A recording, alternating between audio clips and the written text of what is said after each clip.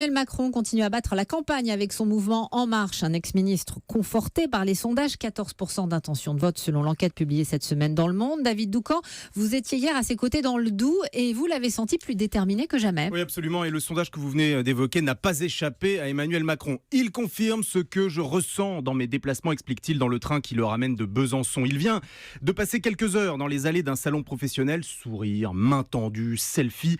Pas d'hystérie non plus, mais une sorte d'affection calme, sereine, comme si Emmanuel Macron donnait un peu d'air. La droite, la gauche, finalement, c'est toujours les mêmes guerres. Donc là, ça offre une voix en plus, voir des nouvelles têtes, voir de la jeunesse un petit peu dans le paysage politique. Le fait que personne ne le connaissait il y a 2 ans, est-ce que c'est pour vous un handicap ? Non, c'est mieux. C'est mieux parce qu'en fait, on n'a pas l'historique qu'ont les autres. Il n'y a pas de passif. Voilà, exactement. Le ministre démissionnaire, pas encore candidat, entend tout cela et paradoxalement, ça ne le fait pas sourire, ça lui met la pression. Ça ne suffit pas, la nouveauté. Donc je pense que ça s'installe sur sans doute une exaspération. Cette attente qui se crée, elle oblige. Vous la sentez ? Moi, je le prends comme tel. Oui, je le prends avec beaucoup de gravité, elle m'oblige.